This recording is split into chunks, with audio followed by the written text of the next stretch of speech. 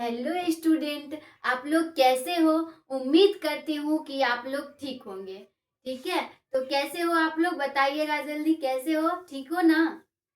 तो देखिए भाई और बहनों, हमने पिछले वीडियो में बताए थे ऑब्जेक्टिव, क्या आप लोग पूरा देख चुके हो उसे? और मैं फिर आज आपको बताने वाली हूँ क्वेश्चन। ठीक है, यानी हमने क्या बोला, ऑब्जेक्टिव के बाद फिर क्वेश्चन पे चलेंगे। ठीक है, तो मैंने जितना भी वीडियो पीछे बताई हूँ, मैं उम्मीद करती हूँ कि आप लोग देख चुके होंगे। क्या देख चुके हैं? तो फिर से लेके आते हैं क्वेश्चन। तो आज आपको जानना है मलेरिया के बारे में। ठीक है, यानी बीमारी क्या होता है, मलेरिया के बारे में जानना है। ठीक है, तो देखिए भाई और बहनों, आप लोग बताइएगा, क्या आप लोग को मजा आ रहा है पढ़ने में? क्या कोई दिक्कत भी था? बताइएगा, कोई दिक्कत था तो आप लोग बोलिए। नहीं ना? तो फिर हम चलेंगे ऑब्जेक्टिव पे। और देखो भाई और बहनों, कुछ लोग होते हैं ना, जो वीडियो देखते हो लेकिन लाइक नहीं करते हो, ना ही शेयर करते हो और ना ही लाइक करते हो। ठीक है, और कुछ लोग जलनखोर भी होते हैं, जो तुम लोग भाई बहन तुम लोग की बात नहीं कर रहे। तुम लोग तो खैर हो ही, ना लाइक करते हो, ना शेयर करते हो, ना कमेंट करते हो। ठीक है, और कुछ लोग तो बातें अलग है, जो सिर्फ देखते हैं और लाइक करने में लगता है उसका अंगूठा में कुछ हो जाता है, इस वजह से लगता है वो लाइक नहीं करते हैं। ठीक है, खैर कोई बात नहीं। उनको एक लाइक करने से क्या हम वायरल हो जाएंगे? उनको लगता है ऐसा। उनको क्या लगता है, मेरे एक लाइक करने से कहीं ये यूट्यूबर ना बन जाए। खैर कोई बात नहीं, आप कीजिए तब पर भी हम बनेंगे, और नहीं करेंगे तब पर भी। बोला जाता है ना, मेहनत, अपनी मेहनत पे भरोसा रखो। ठीक है, अगर तुम्हें अपने मेहनत पर भरोसा है ना, तो दुनिया की कोई नहीं रोकने वाली है। ठीक है, दुनिया की कोई ताकत आपको नहीं रोकेगी, यानी आपको अपनी मेहनत पे भरोसा है तब। अगर नहीं है तो खैर कोई बात नहीं, कोई आपको आएगा और रोक के चला जाएगा। ठीक है, इसीलिए अपनी मेहनत पे भरोसा रखो। ठीक है, तो फिर चलते हैं क्वेश्चन पे। अगर कोई दिक्कत है तो बताइए। क्या दुनिया है, दुनिया चाहती नहीं है कि आप ऊपर जाइए, दुनिया चाहती है आप हमेशा हमसे नीचे रहो। ठीक है, क्या चाहती है? वो हमेशा चाहता है कि आप हमसे नीचे रहो। ठीक है, लेकिन ऐसा नहीं करना है, आप चाहिए हमेशा हम ऊपर रहें। दुनिया गिराने लायक कुछ भी कर सकता है, आपको बदनाम करेगा कि ये इसके साथ बात करता है। आप भाई बहन से भी बात करोगे ना, रास्ते में चलोगे, भाई के भी साथ चल रहे हो ना, तो वो समझेगा कुछ और ही। यानी ये समझ लो कि जो जैसा है ना, वो ऐसा ही सोचता है। ठीक है, इसीलिए किसी दुनिया वाले की नजर में नहीं, अपने माँ बाप की नजर में अच्छे हो ना। तुम गलत काम नहीं कर रहे तो डरने की क्या बात है? अगर गलत काम कर रहे तो खैर कोई बात नहीं, उसमें तो डर लगता ही होगा। लेकिन आप गलत काम नहीं कीजिएगा तो डरने की क्या बात? आप भाई बहन के साथ चलो। देखो, हम ना स्टूडेंट के साथ चलते हैं। ठीक है, स्टूडेंट के भी साथ जाते हैं ना, तो लोग समझते हैं कि ये गलत अथी कर रही है, मतलब उनके माइंड में कुछ अलग ही उत्साह होने लगता है। ठीक है, यानी कुछ और ही सोचने लगते हैं। तुम भाई के साथ चलो, तुम यानी तुम्हारे एज के मामा जी हो, फूफा जी, कोई भी हो, यानी एग्जैक्ट कोई भी हो आपकी नजर में। ठीक है, यानी अपने साइज का हो, तो वो कुछ और ही समझ लेता है। तुरंत उसके दिमाग में ये नहीं आएगा कि ये इसका भाई हो सकता है, कोई भाई हो सकता है, ममेरा हो, फुफेरा हो, जो हो, भाई हो सकता है। लेकिन नहीं, ऐसा नहीं। या बहन भी हो तो नहीं, नहीं, उसके दिमाग में तुरंत चलेगा ये इसका जीएफ है, ये इसका गर्लफ्रेंड है। ऐसा कुछ नहीं है भाई और बहन, पहले उसके बारे में डिजिटल जान लो। ठीक है, पहले उसके बारे में पूरा जान लो, आखिर है ये कौन, ये तब उस पे ढेस लगाओ। ठीक है, ये मैं आप लोग को समझा रही हूँ कि आप लोग भी यानी दूसरे पे इल्जाम मत लगाइए। पहले उसके बारे में जानिए, सच में इसका बहन है या भाई है या कोई दूसरा है, तब उस पे ढेस लगाओ कि हाँ, उसमें भी वो देखा तो उससे नहीं हुआ, वो जाके दूसरे को बोलेगा, जानते हो ये जो है ना एक लड़का, उसको हम एक लड़की के साथ देखे थे। कहीं उसकी बहन हो तब क्या करोगे? तब तो तुम्हारा मुंह कैसा हो जाएगा, कौवा सनक हो जाएगा। कैसा हो जाएगा, कौवा से। इसीलिए बिन जाने बुझे किसी पे एग्जाम मत लगाओ। ओके, तो ठीक है, खैर छोड़ो, हमने आप लोग को समझाने के लिए ये सब बोला है कि आप लोग भी सतर्क रहिए। किसी के बारे में पहले समझो तो पहले उसके बारे में पूरा समझ लो, ये आखिर है कौन, उसके बाद आप लोग उस पर एग्जाम लगाओ। ऐसा होता है ना गांव में, एक को देखे फिर दूसरे को बोले, वो दूसरे को जाके बोले, वो दूसरे को, बात होता नहीं है लेकिन फैलाता बहुत सारा है।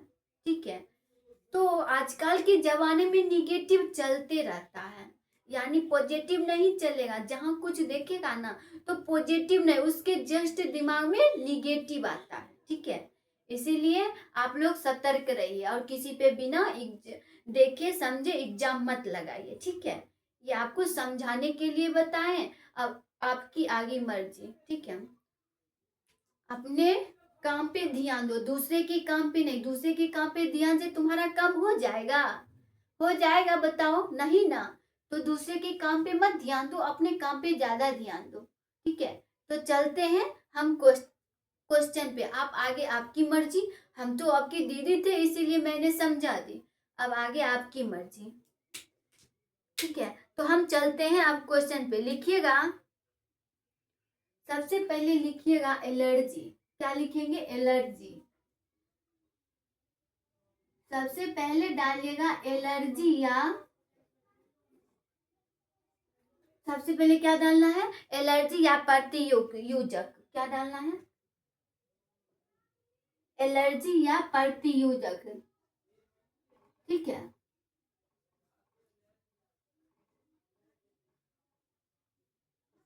क्या डालना है भाई और बहनों, प्रतियोजक। ओके, तो देखिए भाई और बहनों, सबसे पहले हमने क्या डाला, एलर्जी या प्रतियोजक। तो हम जानेंगे आखिर एलर्जी क्या है। एलर्जी को ही हम प्रतियोजक बोलते हैं। ठीक है, सबसे पहले बताइएगा आप लोग, आखिर एलर्जी क्या होता है, एलर्जी क्यों होता है, तो बताइएगा, बताइएगा भाई और बहनों, एलर्जी क्यों होता है। नहीं पता है ना, तो देखिए भाई बहनों, हम ही बताते। एलर्जी जो होता है ना, एक दूसरे से फैलने से होता है। ठीक है, किसके, एक दूसरे से फैलने से एलर्जी होता है। ओके, लिखिएगा, लिखिएगा, जब शरीर, जब शरीर, जब शरीर किसी भारी पदार्थ के, बाहरी पदार्थ के, जब शरीर किसी बाहरी पदार्थ के, आप लोग को दिखाई दे रही है और मेरी आवाज जा रही है, बताइएगा। तो देखिए, जब शरीर किसी बाहरी पदार्थ के बहुत बहुत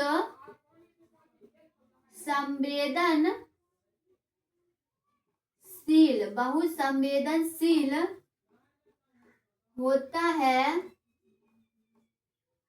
तो इसे हम क्या कहते हैं, एलर्जी कहते हैं। क्या कहते हैं भाई और बहनों, एलर्जी कहते हैं। तो देखिएगा, हमने क्या लिखा, जब शरीर किसी बाहरी पदार्थ के बहुत संवेदनशील होता है तो उसे हम क्या कहते हैं, एलर्जी कहते हैं। ठीक है, क्या कहते हैं, एलर्जी कहते हैं। ठीक है, आप लिखिएगा उदाहरण इसका। ओके भाई और बहनों, क्या लिखना है, उदाहरण।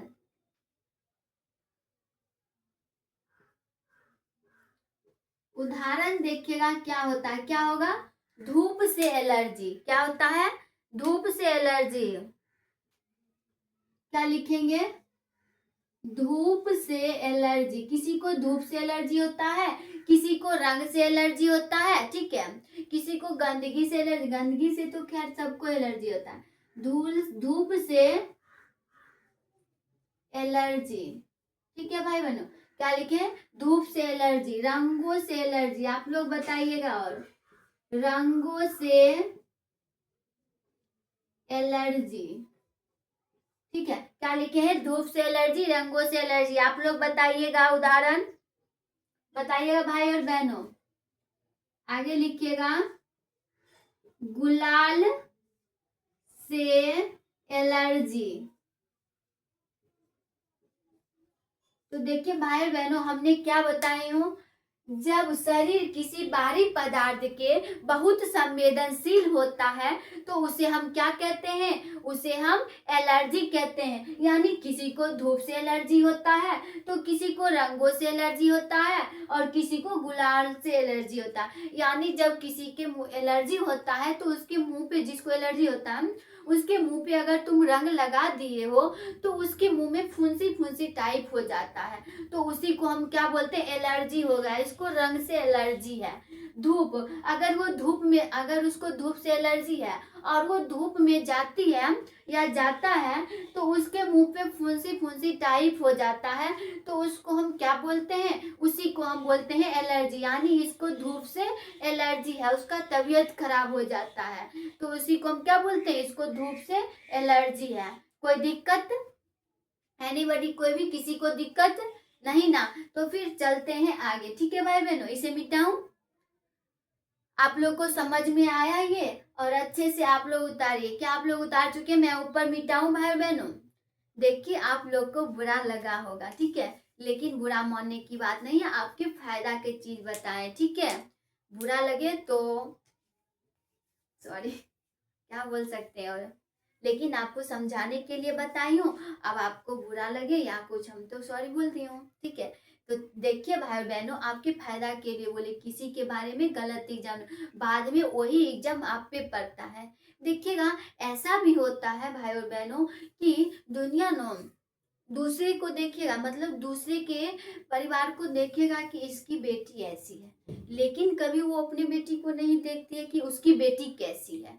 यानी एक दिन जो दूसरे पे एग्जाम लगाता है ना, एक दिन उसी का बेटी एक दिन बिगड़ जाता है, ठीक है, ऐसा होता है। ओके, हम देखे हैं गांव देहात में, यानी मतलब पड़ोसी में हम देखे हुए, ठीक है। तो देखिएगा भाई बहन, ऐसा होता है, जरा आप लोग गौर करके देखिएगा, कहीं आप लोग के भी साथ हुआ हो, ठीक है। तो ऐसा नहीं करना है, किसी पे बिना बताए एग्जाम नहीं रहे। आप जहां जा रहे हो सीधा अपने काम पे ध्यान दो, किसी से कोई मतलब मत रखो, ठीक है, कोई मतलब ही ना रखो। दुनिया भरोसा के लायक नहीं है। क्या? दुनिया भरोसा के लायक नहीं है, यही दिमाग में चला के। जब अपने घर वाले तुम्हारा साथ नहीं दे रहे हो तो तुम्हारा दूसरा कौन साथ देगा? वो रास्ते में छोड़ ही देगा, ठीक है। तो खैर छोड़िए, आप लोग नोट कर चुके हैं, तो चलते हैं अगले क्वेश्चन पे, ठीक है। बहुत समझा दी हूँ आज मैं, अब आप लोग की मर्जी, अगर आप लोग समझ गए तो बेहतर है, और नहीं समझे तो आप लोग झेल लो, ठीक है। तो देखिए अगला लिखिएगा, लिखिएगा भाई और बहनों, जीवाणु जीवाणु जनित द्वारा जीवाणु जनित द्वारा होने वाला रोग, जीवाणु जनित द्वारा होने वाला रोग। यानी देखिए भाई बहनों, जैसे हमने लिखा जीवाणु जनित, तो इसके अंदर बहुत सारे आते हैं रोग, ठीक है, लेकिन हमें जो इम्पोर्टेंट है उसके बारे में मैं बता रही हूँ, और आप लोग को क्लास में बता चुकी हूँ, ठीक है। और अगर फिर से आप लोग को पढ़ना है तो मैं बता दूंगी सारा, ठीक है। अगर आप लोग चाहते हो तो नोट देख सकते हो लेके। देखिए भाई बहनों, तो सिर्फ हम अभी क्या बता रहे हैं, VVI, क्योंकि आपका एग्जाम नजदीक आ चुका है, ठीक है, आ चुका है, नजदीक आ चुका है, तो आप लोग एग्जाम पे ध्यान दीजिए, ठीक है। लिखिएगा ट्राफाइड, सबसे पहला देखिए, ये VVI है, ठीक है, लिखिएगा ट्रेफाइड। इसी को हम बोलते हैं मियादी बुखार। क्या बोलते हैं? ट्रेफाइड या मियादी बुखार, क्या बोलते हैं भाई और बहनों? ट्रेफाइड या मियादी बुखार। ठीक है, आगे देखिएगा आप लोग, ट्राफाइड या मियादी बुखार। आगे लिखिएगा,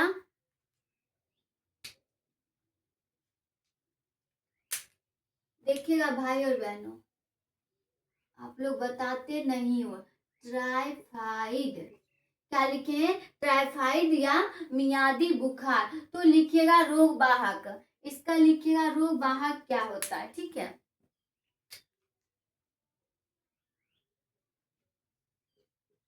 रोग कारक क्या होता है बताइएगा भाई और बहनों, इसका रोग कारक क्या होता है, किसके कारण होता है?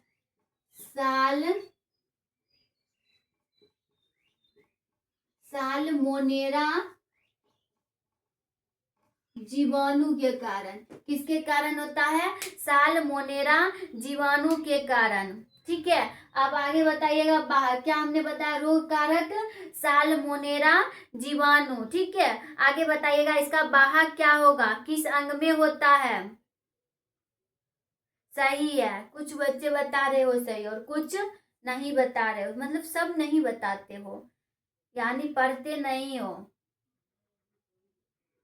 ठीक है, तो देखिए देखिए भाई और बहनों, हमने बोला वाहक, तो वाहक बताएं आप लोग क्या होगा? संदूषित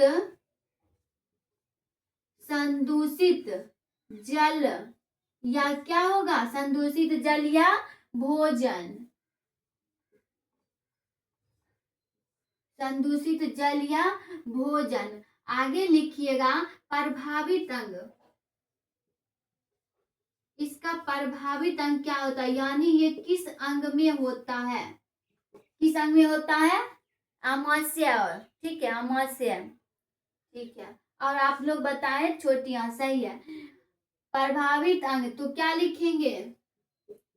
छोटी आंत में होता है, और किस में होता है? आमाशय में। कहाँ होता है? आमाशय में। कोई दिक्कत? हमने क्या बताया? ट्राइफाइड। सबसे पहले लिखिएगा रोग कारक, साल्मोनेरा जीवाणु में होता है। वाहक, संदूषित जल या भोजन में होता है। प्रभावित अंग कहाँ होता है, किस अंग में होता है, यानी किस अंग में होता है? ट्राइफाइड। तो छोटी आंत या आमाशय में होता है। आगे लिखिएगा लक्षण, यहाँ लिखते हैं लक्षण। ठीक है भाई और बहनों, क्या होगा? भूख कम लगता है। ठीक है, लिखिएगा भूख न लगना, यानी जब टाइफाइड होगा ना तो आपको भूख नहीं लगेगा और आप में कमजोरीपन आएगा। कमजोरी आना, यानी जब आपको टाइफाइड होगा तो आपको भूख नहीं लगेगा और कमजोरी हो जाएगा। और क्या होगा? सिर दर्द का होना, सिर दर्द होना, यानी आपका सिर दर्द होने लगता है। ठीक है भाई और बहनों, तो मैं ऊपर मिटाऊं भाई और बहनों, मैं ऊपर मिटाऊं, और लक्षण लिखना है इसका, और लक्षण है। ठीक है, तो मैं ऊपर मिटा रही हूँ। ऊपर लिख चुके हो आप लोग, और नए अंदाज में पढ़ना है, खुशी खुशी पढ़ना है। ठीक है, क्योंकि बायोलॉजी वाले ना ही थकते हैं और ना ही रुकते हैं। ठीक है, तो चलिए चलते हैं हम अगले लक्षण पे। लिखिएगा, अगला लिखना है लंबे समय तक बुखार आना, यानी जब आपको टाइफाइड होगा ना तो उसमें लंबे समय तक, यानी बहुत समय तक आपको बुखार लगा रहेगा। ठीक है, ठीक है भाई बहनों, कोई दिक्कत यहाँ तक में? कोई दिक्कत है आप लोग को? नहीं ना? तो मैं आगे चलूं और इसका लिखना है, यानी किस किस कारण ये होता है, इसका लक्षण और है। ठीक है भाई और बहनों, तो और आप लोग लिखिएगा, कोई दिक्कत नहीं है ना? तो चले देखिएगा, ये जब ये होता है, देखिए अमावस्या लिखिएगा, अमावस्या के भित्ति में, अमाशय के भित्ति में दर्द होना। क्या होता है? अमाशय के भित्ति में दर्द होना। ठीक है, कोई दिक्कत? कोई दिक्कत आप लोग को? अमाशय के भित्ति में दर्द एवं क्या होता है? सूजन का होना। कोई दिक्कत भाई और बहनों? हमने क्या लिखा? अमाशय के भित्ति में दर्द एवं सूजन का होना। कोई दिक्कत नहीं है, तो मैं नीचे मिटा रही हूँ। ठीक है, आप यहाँ तक लिख चुके हुए, लक्षण नहीं मिटा रही हूँ, सिर्फ ये मिटा रही हूँ, रोग कारक। ठीक है, आगे लिखिएगा आप लोग, आगे लिखिएगा, अधिक लिखिएगा, जब ये अधिक गंभीर हो जाता है ना तो अमाशय में छेद हो जाता है। ठीक है, लिखिएगा, अधिक गंभीर होने पर आंतों में छेद हो जाता है। ठीक है भाई और बहनों, जब ये अधिक गंभीर होता है तो आंतों में छेद हो जाता है। ठीक है, जिससे क्या होता है? कोई दिक्कत आप लोग को? जिससे मृत्यु हो जाती है। क्या होती है? मृत्यु हो जाती है। ठीक है, हमने क्या लिखा भाई बहनों? लंबे समय तक, यानी बता रहे हो। ठीक है, आगे लिखिएगा आप लोग, परीक्षण किसके कारण होता है बताइएगा, किसके कारण होता है, इसका परीक्षण क्या है बताइएगा, क्या है? विडाल लिखिएगा, विडाल टेस्ट। क्या है? Widal test. अब आप लोग समझिएगा भाई और बहनों, जैसे देखिए हमने लिखा है ट्रेफाइड के बारे में बता रहे, तो रोग कारक आप लोग देख लिए। अब हम जानते हैं लक्षण से, जैसे आपको ट्रेफाइड होगा ना तो उसमें भूख कम लगने लगेगा और आपके अंदर कमजोरी आने लगेगा। ठीक है, और सिर में दर्द होने लगेगा। क्या है?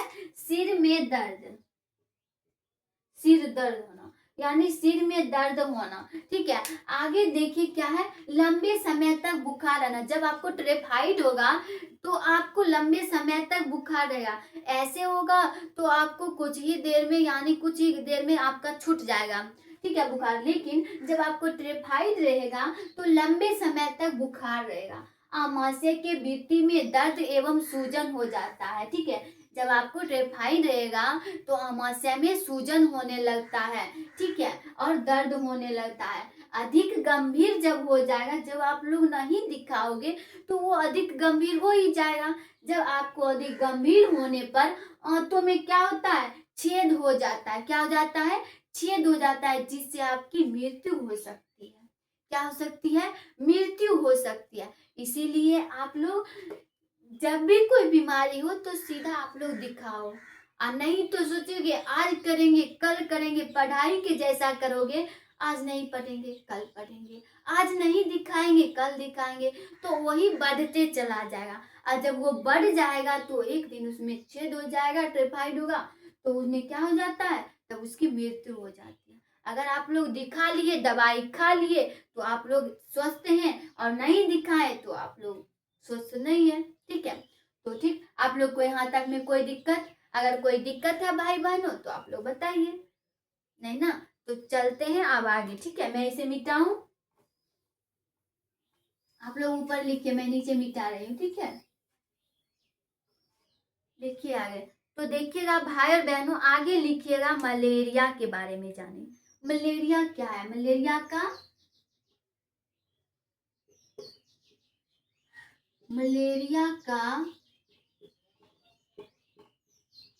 वर्णन करे। यानी जब आपको मलेरिया के बारे में पूछे ना, और ये पूछेगा आपको 5 नंबर में, कितना नंबर में, 5 नंबर में पूछेगा मलेरिया।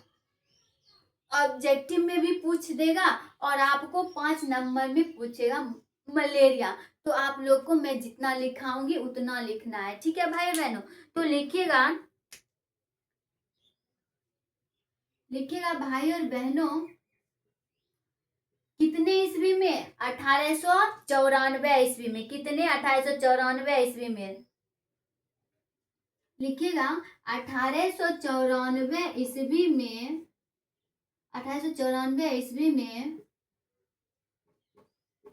भारतीय सेना के, आप लोग लिखते रहिएगा, ठीक है भाई और बहनों। भारतीय सेना के एक वैज्ञानिक, वो वैज्ञानिक कौन थे? 1894 ईस्वी में भारतीय सेना के एक वैज्ञानिक कौन थे? बताइएगा कौन थे? देखिए, डॉक्टर रोनाल्ड्स रोसने, डॉक्टर रोनाल्ड्स रोसने, ठीक है, सही है आप लोग से। रोनाल्ड्स रोसने, ठीक है, डॉक्टर रोनाल्ड्स रोस ने किया था। ओके, किसका रोग किया था? मलेरिया रोग का, ठीक है, सही है, आप लोग बता रहे हो। रोनाल्ड, सबका सही है, ठीक है। रोनाल्ड, जो जो पढ़ चुके होंगे उसको पता होगा। रोनाल्ड रोस ने मलेरिया रोग का पता लगाया। आप बताइए भाई बहनों, मलेरिया का वर्णन करें। 1894 ईस्वी में भारतीय सेना के एक वैज्ञानिक डॉक्टर रोनाल्ड्स रोस ने मलेरिया रोग का पता लगाया, ठीक है। क्या, कौन लगाया? रोनाल्ड रोस ने, ठीक है, कोई दिक्कत? कब लगाया?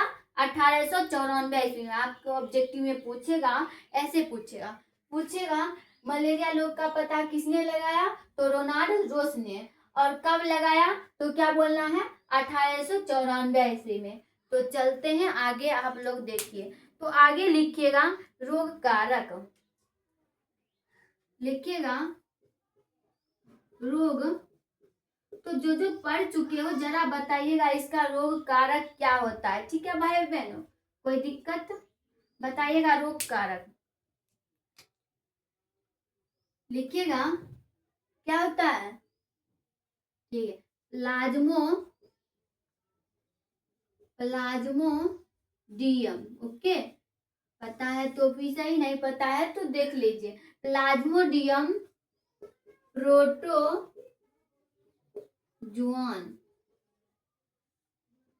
प्लाज्मोडियम प्रोटोजुआन, ठीक है। आगे लिखिएगा इनकी कितनी प्रजाति होती है, बताइएगा कितनी प्रजाति होती है। मैं ऊपर मिटाऊं भाई और बहनों, तब ठीक रहेगा, ठीक है। ऊपर करिए, इसे लिख चुके हो और नहीं लिख चुके हो तो लिख लीजिए, ठीक है। लिखिएगा आगे, लिखिएगा भाई और बहनों इनकी कितनी प्रजाति होती है। इनकी देखिएगा आप लोग कितनी होती है, 4। इनकी 4 प्रजाति होती है, जो मनुष्य में कौन सा रोग? मलेरिया रोग, मलेरिया रोग फैलाती है।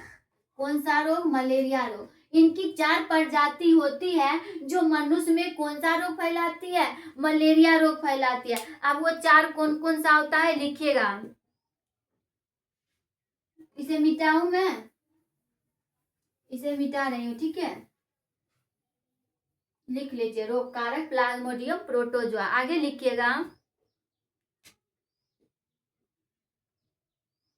पहला लिखिएगा प्लाज्मोडियम बाइवैक्स। क्या लिखना है? प्लाज्मोडियम बाइवैक्स। उसके बाद लिखिएगा प्लाज्मोडियम आवेल। चार कौन कौन सा होता है वो आप लोग सुनिए, ठीक है। प्लाज्मोडियम बाइवैक्स, प्लाज्मोडियम आवेल, प्लाज्मोडियम फाल्सीफेरम, प्लाज्मोडियम एक क्या होता है? प्लाज्मोडियम बताइएगा। प्लाज्मोडियम मलेरिया, सही है, मलेरिया, ठीक है। तो लिखिएगा प्लाज्मोडियम, प्लाज्मोडियम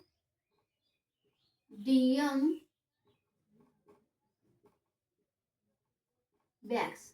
क्या लिखना है? प्लाज्मोडियम बाइवैक्स, ठीक है। कोई दिक्कत आप लोग को? नहीं ना, कोई दिक्कत नहीं। तो देखिएगा अगला लिखिएगा प्लाज्मोडियम क्या होता है? आवेग। क्या होता है भाई बहनों? प्लाज्मोडियम आवेग, ठीक है, आवेग। देखो हम गलत बोलेंगे तो आप लोग भी गलत बोलिएगा। आवेग नहीं, आवेग मतलब कुछ और होता है, आवेल होगा, ठीक है। प्लाज्मोडियम आवेल। अगला लिखेगा प्लाज्मोडियम फॉल्सीफेरम। क्या होता है? फॉल्सीफेरम, ठीक है भाई और बहनों। कोई दिक्कत हो तो बताइएगा। Plasmodium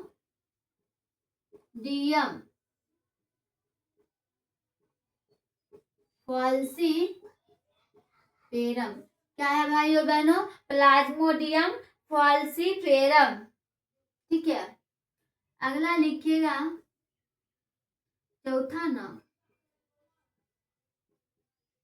Plasmodium malaria. मलेरिया या मलेरी बताइएगा, मलेरिया या मलेरी? मलेरी, ठीक है। देखिए हमने क्या बताया, इनकी 4 प्रजाति होती है जो मनुष्य में मलेरिया रोग फैलाती है। अब वो कौन कौन सा है? 4 याद रखिएगा। कौन कौन सा है? Plasmodium vivax, plasmodium ovale, plasmodium falciparum, plasmodium malariae, plasmodium malariae, ठीक है। यहाँ तक में कोई दिक्कत? आप लिखिएगा रोग वाहक संक्रमण, ठीक है। बताइएगा किसके कारण होता है मलेरिया? ये तो सबको पता होगा, आप लोग ये तो 8 से ही पढ़ते आ चुके हैं किसके कारण होता है, ये बच्चे से पढ़ते होंगे। लिखिएगा रोग वाहक संक्रमण, रोग वाहक संक्रमण। तो बताइए किसके कारण होता है? मादा, सही है, मादा एनोफ्लीज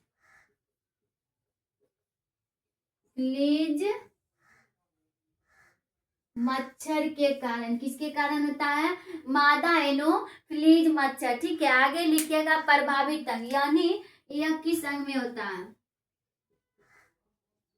प्रभावित अंग, किस अंग में मलेरिया होता है वो लिखना है। तो यकृत व आरबीसी, यकृत में होता है और आरबीसी, ठीक है। क्या होता है? आरबीसी, रेड ब्लड लेंस, ठीक है भाई बहनों। कोई दिक्कत? यहाँ तक में कोई दिक्कत आप लोग को नहीं ना? तो चलते हैं आगे, इसका लक्षण क्या होता है। तो ऊपर में मिटाऊं, याद रखिएगा रोग वाहक क्या होता है? संक्रमण, मादा एनाफिलीज मच्छर, यानी किसके काटने से? मादा एनाफिलीज मच्छर के काटने से क्या होता है? मलेरिया होता है। प्रभावित अंग, यानी ये किस अंग में ज्यादा होता है?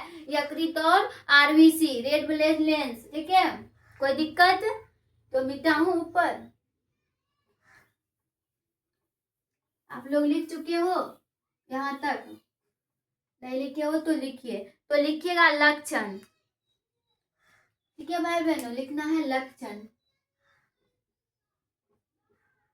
लिखिएगा लक्षण में 48 से 72 घंटे में तेज बुखार होना। लिखिएगा 48 से 72 घंटे में तेज बुखार आना, 48 से 72 घंटे में तेज बुखार आना, सर्दी होना। क्या होता है जब ये होता है मलेरिया? तो अधिक सर्दी होता है। क्या होता है? अत्यधिक, यानी अधिक सर्दी होना। ठीक है भाई और बहनों, लिखिएगा अगला, चेहरे का लाल होना, चेहरे का लाल होना। कोई दिक्कत? हमने क्या बताया लक्षण में? क्या होता है जब आता है मलेरिया? तो 48 से 72 घंटे में तेज बुखार रहता है, यानी बहुत ज्यादा 104 डिग्री 172 ऐसे रहता है सेल्सियस इसका बुखार। 48 से 72 घंटे में तेज बुखार आ जाता है, अत्यधिक सर्दी होने लगता है और चेहरे का लाल होने लगता है। ठीक है, चेहरे का लाल होने लगता है। अब देखिए भाई और बहनों, ये जो मलेरिया है, मच्छर जो होता है ना, वो कौन सा मच्छर काटता है, नर या मादा? सो बताइए कौन सा मच्छर काटता है? तो इसमें देखिए मादा एनाफ्लिज मच्छर आता है, यानी मादा मच्छर आपको काटेगा, लेकिन नर मच्छर जो होता है वो आपके कान के बगल में आके सिर्फ गुनगुनाएगा, वो काटता नहीं है। नर मच्छर सिर्फ आपको कान के बगल में गुनगुनाएगा, लेकिन मादा मच्छर जो होता है ना, वो काट के चला जाएगा, आपकी खून लेके चला जाएगा। ठीक है, तो याद रखिएगा कौन सा मच्छर काटता है?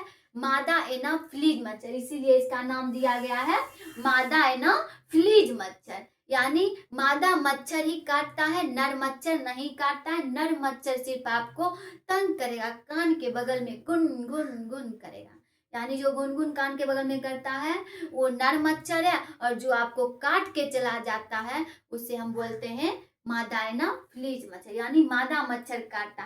मादा तो खुरुस होवे न करता है, पुरुष से ज्यादा मादा खुरुस होता है। ठीक है, ये तो आप लोग को पता ही हुआ, बताने की जरूरत ही नहीं है। ठीक है, तो देखिए आप लोग को यहाँ तक में कोई दिक्कत नहीं ना, तो आप लोग नोट कीजिए। तब आगे हम देखते हैं अमीबिया पेचिस। ठीक है भाई बहनों, मैं नीचे मिटाऊं,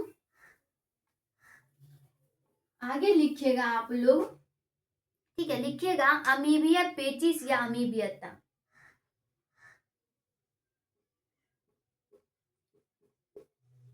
अमीबिया पेचिस या अमीबियता, दोनों एक ही हुआ। या आप लोग अमीबिया पेचिस बोलिए, ठीक है, या आप लोग अमीबियता बोलिए। ठीक है, कोई दिक्कत आप लोग को नहीं ना? ठीक है, तो मैं आगे चलूं। अब इसके बारे में हम लोग को जानना है, इसका भी रोग कारक क्या होता है। ज्यादा कुछ नहीं जानना है, बस आपको पूछेगा ना अमीबिया, ये आपको 2 नंबर में ही पूछेगा। ठीक है, क्या? अमीबिया पेचिस। ठीक है भाई बहनों, तो पूछेगा आप लोग को अमीबिया पेचिस, तो लिखिएगा रोग कारक। रोग कारक, तो बताइएगा भाई और बहनों क्या होगा? रोग कारक इसका क्या होगा? Entamoeba histolytica. ओहो, मैंने जोर से बोल दिया, आप लोग को ना बताना था, सॉरी गलती हो गया। ठीक है, अगला आप लोग बताइएगा। ठीक है, तो लिखिएगा। ठीक है, सही है, आप बता रहे हो एंटमीबा हिस्टोलिटिका ना, बता दिए ना, तब बता रहे हो। ठीक है, तो ठीक है, लिखिए, कोई बात नहीं, लिखिएगा एंट अमीबा। क्या लिखना है रोग कारक में? एंट अमीबा हिस्टोलिटिका, हिस्टोलिटिका। कोई दिक्कत? कोई दिक्कत नहीं, तो क्या लिखना है? रोग कारक एंट अमीबा हिस्टोलिटिका। ठीक है भाई बहनों, आगे बताइएगा आप लोग वाहक, इसका वाहक क्या होता है? ठीक है, बताइएगा वाहक। अब आप लोग बताइएगा इसका वाहक क्या होता है, बताइएगा। इधर मत देखिएगा, आप लोग बताइए। ठीक है, एक बताए हो, अब तो हिंट दे दी हूँ। घरेलू मक्खियां, ठीक है। क्या होता है? घरेलू मक्खियां। अब आगे लिखिएगा स्रोत।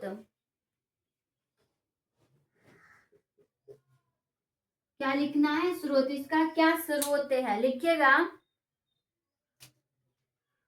क्या स्रोत है? प्रदूषित जल व खाद्य पदार्थ। क्या है भाई और बहनों? प्रदूषित जल व खाद्य पदार्थ होता है। अब देखिएगा ये किस अंग में होता है, ठीक है। लिखिएगा अंग। किस में होता है भाई और बहनों? पाचन तंत्र, ठीक है। देखिएगा ये होता है आंत और पाचन तंत्र में। किसमें होता है? अंग। कौन सा अंग में? आंत और पाचन तंत्र। आगे लिखिएगा लक्षण। दिख रहा है ना नीचे? दिख रहा है भाई और बहनों नीचे? तो लक्षण में लिखिएगा क्या होता है? पेट दर्द करना, यानी पेट दर्द करने लगता है। उसके बाद क्या आता है? दस्त आना। क्या होता है? नीचे दिख रहा है आप लोग को? दस्त आना। तो देखिएगा भाई और बहनों, आप लोग यहाँ तक नोट कर लीजिए। और देखिए अमीबिया पेचिस या अमीबियता, इसका रोग कारक क्या होता है? एंट अमीबा हिस्टोलिटिका होता है। क्या होता है? एंट अमीबा हिस्टोलिटिका होता है। और वाहक, वाहक क्या होता है? घरेलू मक्खियां के कारण। घरेलू मक्खियां। स्रोत क्या होता है? प्रदूषित जल व खाद्य पदार्थ। क्या होता है? प्रदूषित जल व खाद्य पदार्थ के। अंग में कौन सा अंग में होता है? तो बताइएगा आंत और पाचन तंत्र में। आंत और पाचन तंत्र, ठीक है। लक्षण क्या होता है? जब आपको अमीबा होगा, अमीबिया पेचिस होगा, तो उसमें आपको पेट का दर्द करना, यानी पेट दर्द होने लगता है। दस्त आने लगता है। क्या होता है? दस्त आना, ठीक है भाई बहनों। तो आप लोग यहाँ तक नोट कर लीजिए। कोई दिक्कत यहाँ तक में? अगर दिक्कत है तो बताइए, नहीं है तो कोई बात ही नहीं। तो आप लोग नोट कर चुके हो। आज की क्लास यहीं तक समाप्त करते हैं भाई बहनों। नेक्स्ट क्लास है, यानी नेक्स्ट क्लास में आप लोग को हम बताएंगे कैंसर के बारे में। ये सब रोग के बारे में मैं बता दी हूँ। आज क्या बताएं? मलेरिया, और क्या बताएं? टाइफाइड, ये सब बता, एलर्जी, ये तीनों बताएं, ठीक है। अगले क्लास में हम जानेंगे कैंसर के बारे में, इसीलिए आप लोग पढ़ के आइएगा कैंसर के बारे में। कल का क्लास रहेगा कैंसर, ओके। कोई दिक्कत? कोई दिक्कत? और आप लोग अच्छे रहिए, स्वस्थ रहिए, मस्त रहिए, एकदम नए अंदाज में पढ़िए, मन लगा के पढ़िए, एग्जाम में जाइए और अच्छे से एग्जाम क्लियर करके आइए, ठीक है भाई बहनों। तो आप लोग मेरा वीडियो लाइक कीजिए, कमेंट कीजिए और शेयर तो ज्यादा कीजिए, ठीक है भाई बहनों। कोई दिक्कत नहीं? अगर आपको दिक्कत हो तो आप लोग को हम बार बार बोलते हैं, आप लोग को हमें बता दीजिए कमेंट में, ठीक है, ओके। तो आप लोग लाइक कीजिएगा। मैं उम्मीद करती हूँ आप लोग मेरा पूरा वीडियो देख चुके होंगे, ठीक है। तो चलते हैं, मिलते हैं नेक्स्ट क्लास में नए अंदाज में, ठीक है, ओके, बाय बाय।